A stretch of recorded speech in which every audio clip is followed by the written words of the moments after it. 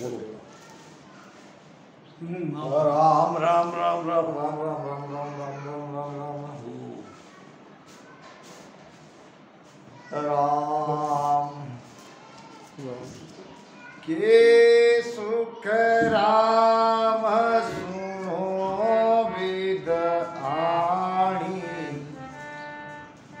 वेद वेद फैल्याई वाणी जिण कारण ये जग में आया सो सब भोग वेद में गाया। राजा विठ्ठलराव का संवाद। महाराज को राजा विठ्ठलराव ने पूछा, हे महाराज, वेद भेद तुम ऊला किया, वेद और अष्टांग योग के ज्ञान को आपने 3 लोक का बताया, उली तरफ का बताया, ये मैं मानता हूं, लेकिन मेरे मन में शंका है, तो सब जगत धार क्यों लिया?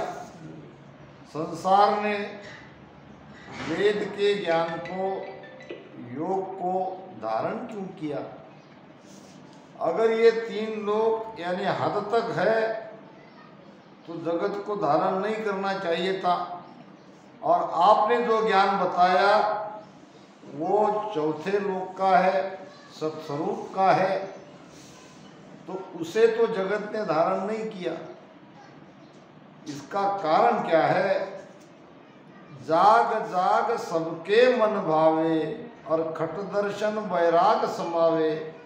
हर जगह वेद के और योग के मत को जगत ने धारण कर रखा है।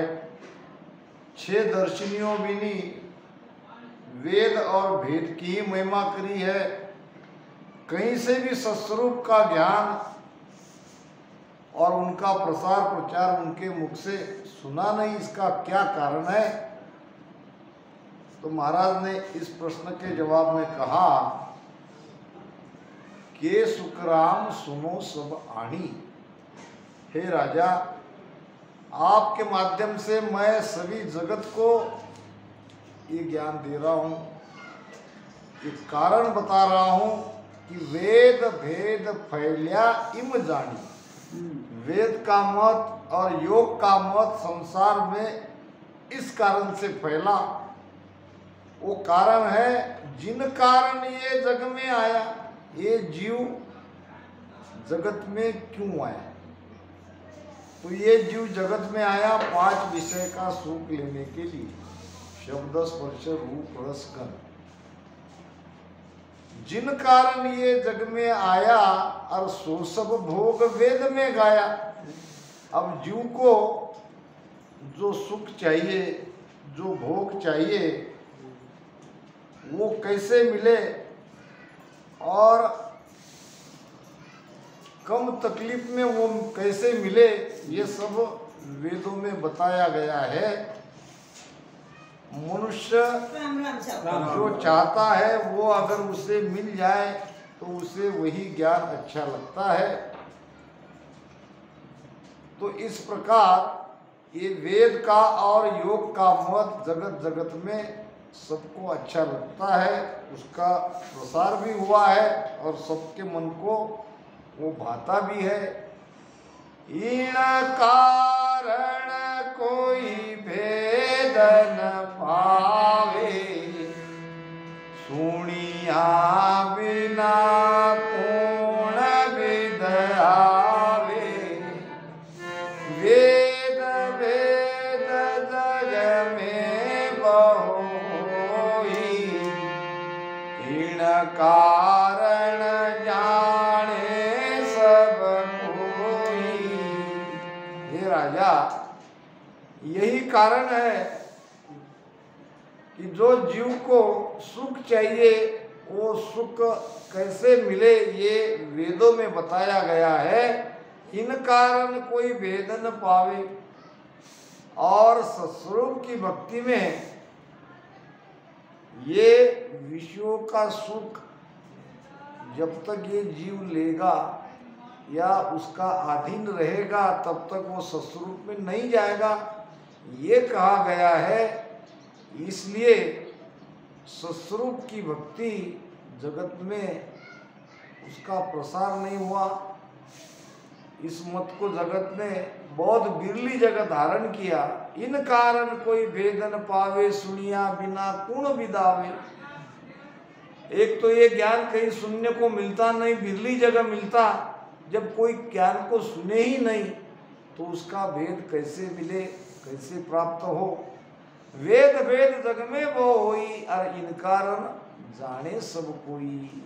संसार में वेदों का ज्ञान और भेद का ज्ञान यानी योग का ज्ञान बताने वाले हर जगह है, और जिसका प्रसार प्रचार होता है जीव वही धारण करेगा।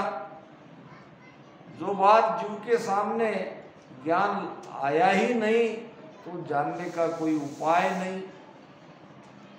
भोग मिले नाना विद सारा, सोवेदा में कया विचारा।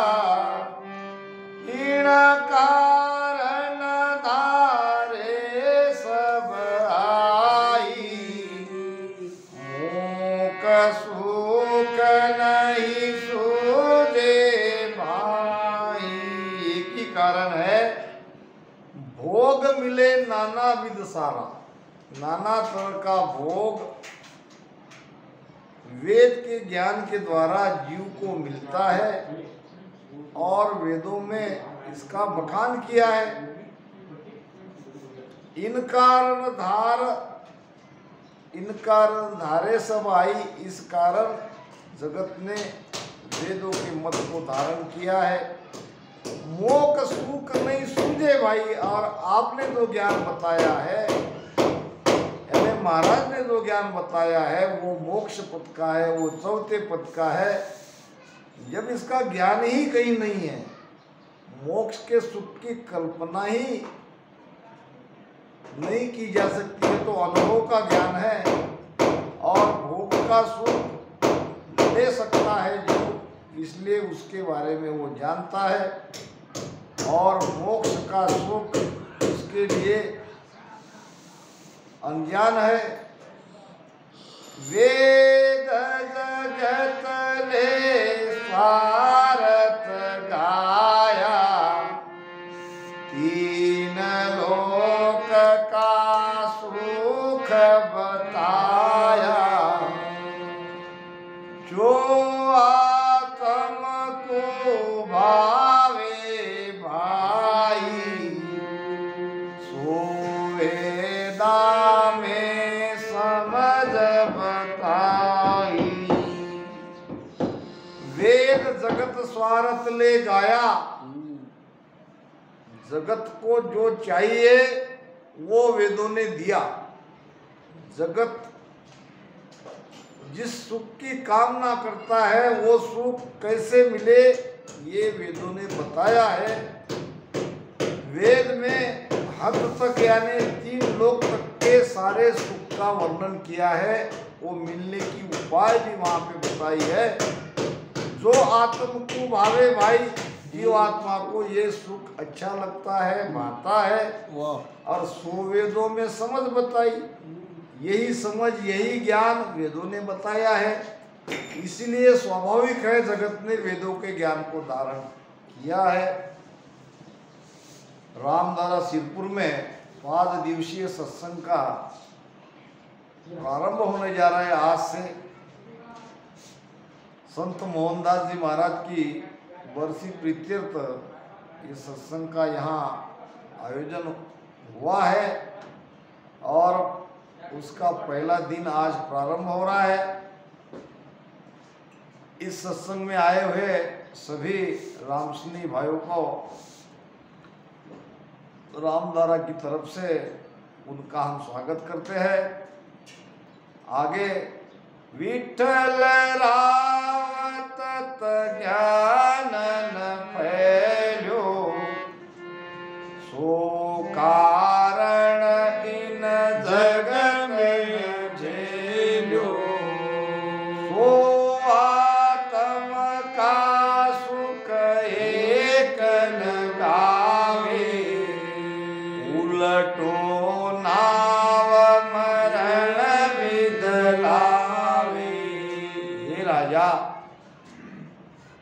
विठल राव तत्व ज्ञान न फैलो, ये तत्व नाम ब्रह्म ज्ञान, ये ब्रह्म ज्ञान का फैलाव विस्तार नहीं हुआ। और जब विस्तार ही नहीं हुआ, ज्ञान ही कोई बताने वाला नहीं है, तो जगत ने धारण नहीं किया। ज्ञान अगर है, वो वस्तु ही मार्केट में नहीं है, तो उसका ग्राहक कोई कैसे मिल सकता है। इसीलिए सत्संग आवश्यक है। सत्संग में जीव तक ये ज्ञान पहुंचता है। अब जिसके भाग्य में होगा वो धारण करेगा, जिसके भाग्य में नहीं है वो नहीं धारण करेगा। मगर सत्संग ये माध्यम है। 3 लोक महाराज कहते हैं, विठल राव तत् ज्ञान न फैलो और सो कारण इन जगत न झेलो। जगत ने धारण नहीं किया, स्वीकार नहीं किया, क्योंकि सत्संग नहीं है, ज्ञान कहीं दिया नहीं गया। सो आत्म का सुख एक न गावे। दूसरा कारण बता रहे महाराज, बिरली जगह कहीं सत्संग है तो जीव को उसमें आनंद नहीं है। क्यों?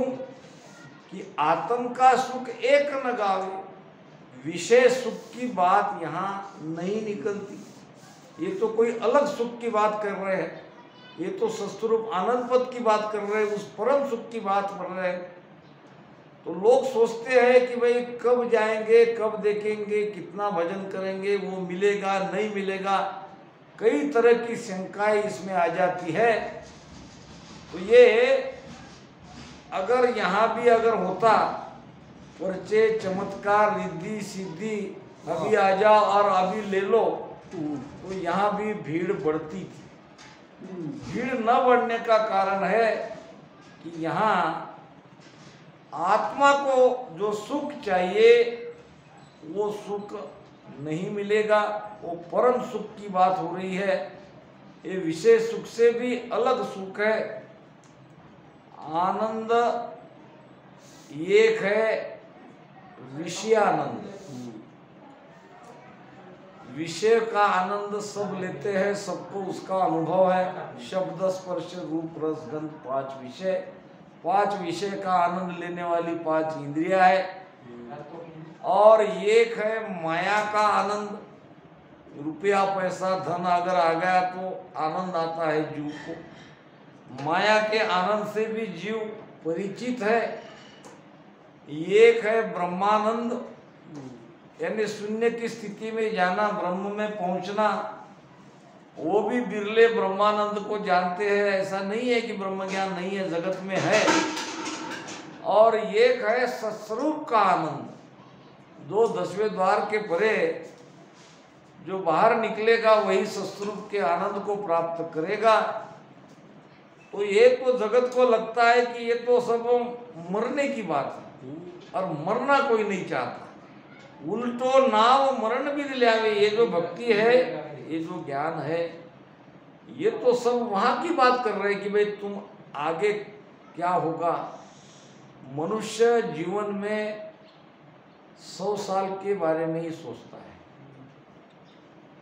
उनको ऐसा लगता है कि मृत्यु के बाद सब खत्म, इसलिए वो अपने जीवन के बारे में सोचता है, क्या क्या करना है और कैसा सुख लेना है, जगत में कैसे रहना है, और अपने आने वाली पीढ़ी को कैसे वो सुख से रहे, इसी के बारे में सोचता है। और एक दिन श्वास खत्म होने पर मरकर चला जाता है।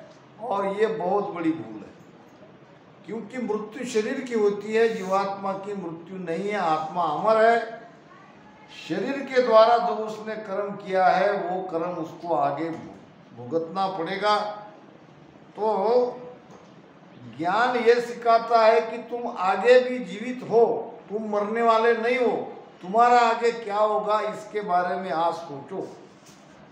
कहते हैं कि कोई एक बहुत बड़े धनवान सेठ, काफी धन उन्होंने कमाया था। एक दिन उसको लगा कि चलो धन कितना हमारे पास अभी है, ये गिनती कर ले। अब उसने अपने खजांची को बुलाया, कहा कि देखो मैंने तो काफ़ी धन कमाया है, बाप दादा से हम सेठ है, शाहूकार है, तो जरा मुझे बताओ कि मेरे पास धन कितना है, कितना कमाया है। तो जिसके हाथ में रुपए पैसे का व्यवहार था वो कहने लगा, सेठ जी थोड़ा समय लगेगा, आपके पास अमाप धन है, अब उसकी गिनती करना कोई खेल थोड़ी है, तो मुझे समय दीजिए, मैं आपको गिनती करके बता देता हूँ। समय मांग के एक दिन आया, सेठ जी को कहने लगा, आपकी 7 पीढ़ी बिना कुछ किए आराम से सुख चैन से रह सकती है, इतना धन आपने कमा लिया। इतने 7 पीढ़ी। अब 7 पीढ़ी धन कोई मामूली धन थोड़ी है। सेठ को तो खुश होना चाहिए था। सेठ कहने लगा कि मेरी 8वीं पीढ़ी का क्या होगा। अपनी 8वीं पीढ़ी के बारे में सोचता है, अपने बारे में नहीं सोचता, और कोई अपने बारे में सोच ही नहीं रहा है। 8वीं यही तो है। अगर अपने बारे में सोचने लगे तो सब बराबर भक्ति में आ जाएंगे। भक्ति के अलावा दूसरा कोई उपाय नहीं। सेठ ने कहा, मेरी 8वीं पीढ़ी का क्या, तो मुझे तो उनके लिए भी धन कमा के जाना है। तो किसी को उसने पूछा कि भाई अब मेरी उम्र भी ज़्यादा नहीं रही है, क्या पता मैं जीवित रहूं नहीं हूं, मुझे तो जल्दी जल्दी मेरी 8वीं पीढ़ी के लिए, 9वीं पीढ़ी के लिए धन कमाना है। तो वो व्यक्ति सत्संगी था, हमारे पूर्ण सिंह बापू जैसे रहा होगा। उसने कहा, एक संत आए और वो संत आपको तुरंत धन कमाने का उपाय बता देंगे, उनको जाके पूछो।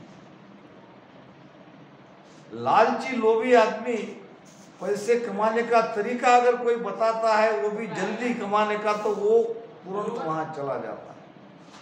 संत के पास गया, दर्शन किए, हाथ जोड़ के खड़ा रहा। संत ने पूछा, बोलो क्यों आए हो?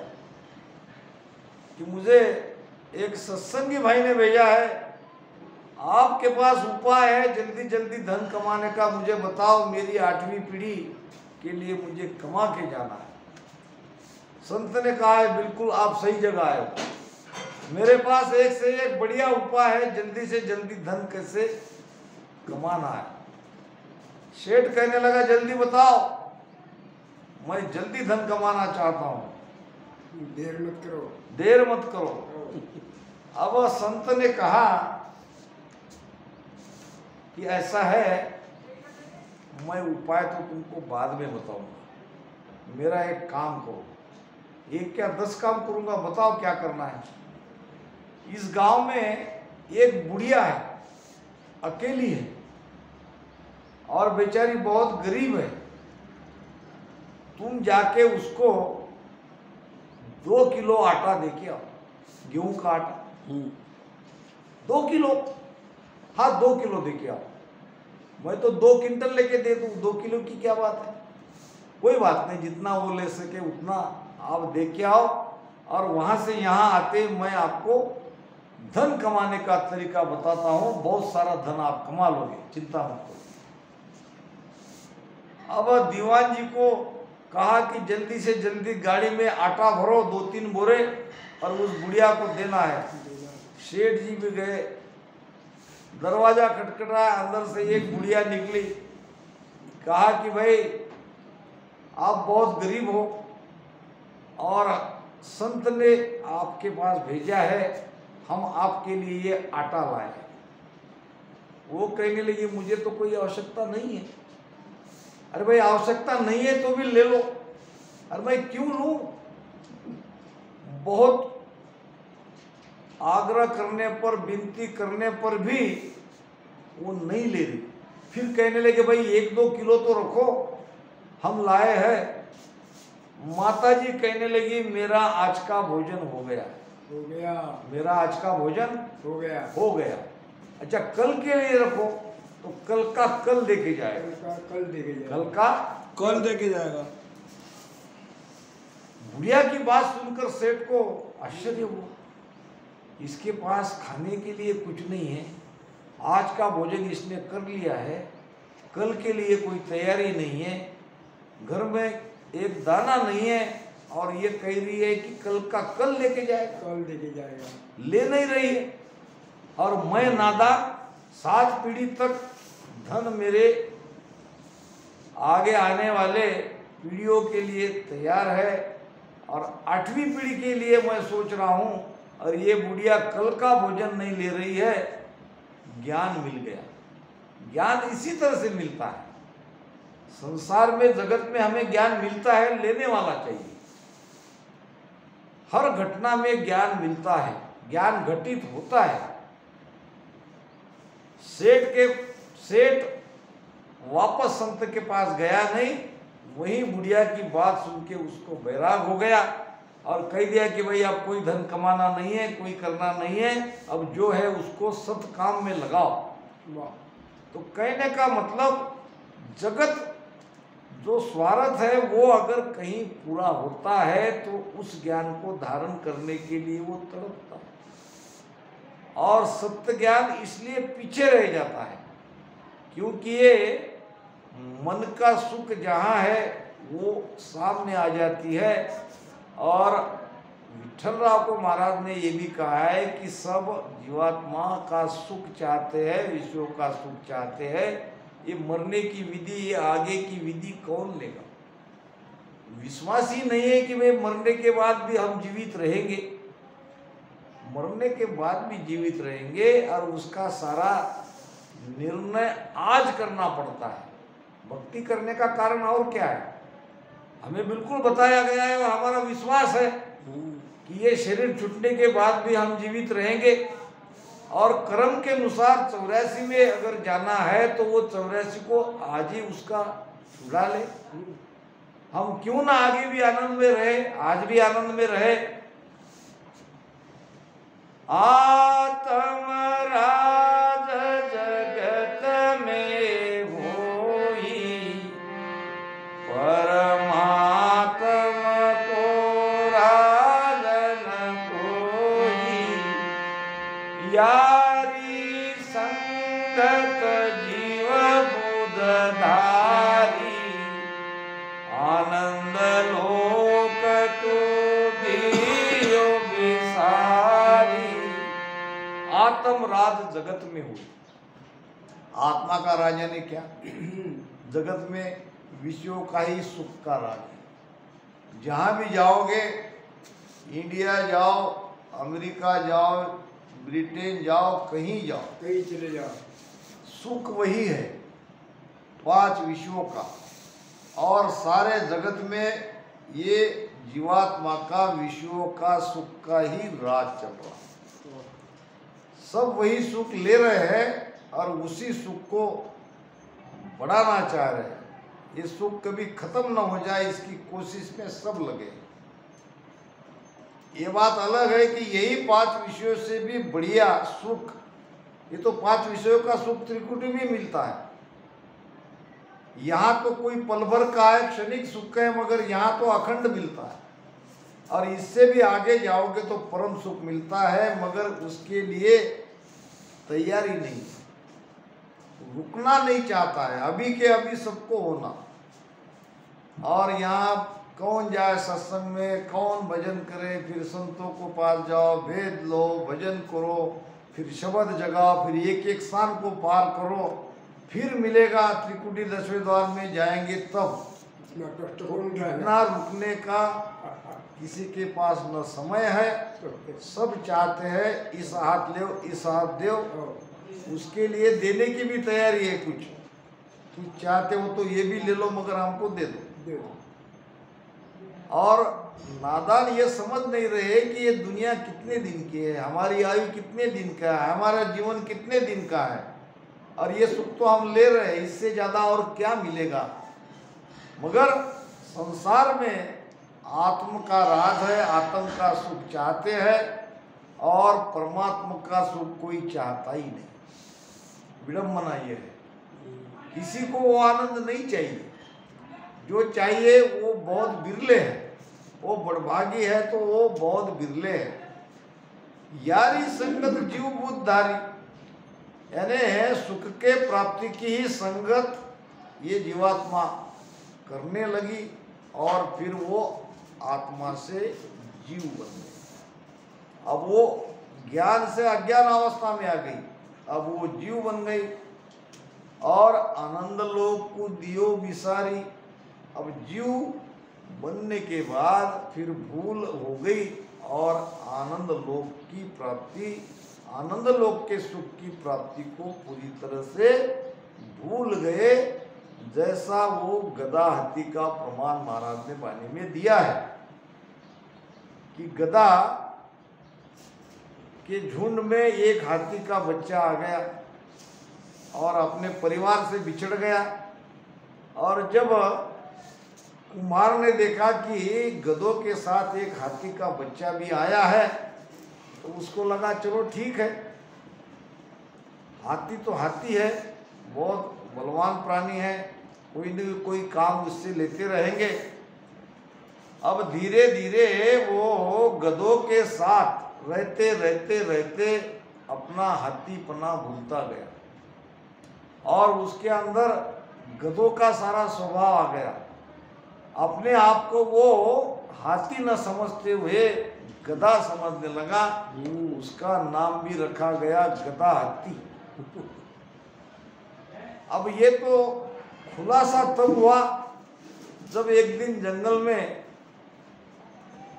ये जा रहे थे, ये गधे के साथ ये हाथी भी था। तो एक राजा के दरबार का हाथी आया और उसने देखा कि मेरे जात का ये प्राणी इस गधों में कैसे, ये तो मेरा है, ये तो मेरा वंश है, ये तो मेरा हाथी है, मेरा बेटा है। उसने पुकारा तो ये भागने लगा, छुपने लगा।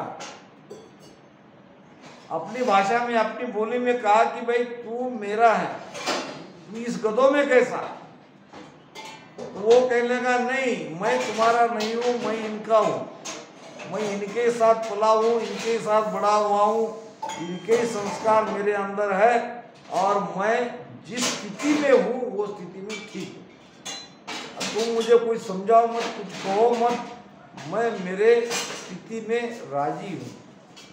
जब नहीं माना तो जोर जबरदस्ती से उसको लाया एक तालाब के किनारे और देखा कि देखो तुझमें और मुझमें कितनी समानता है, और उस गधों की तरफ देखो जिसको तू अपना मान रहा है, वो हमारी जाति के नहीं है, वो कोई और जाति के है, तू मेरी जाति का।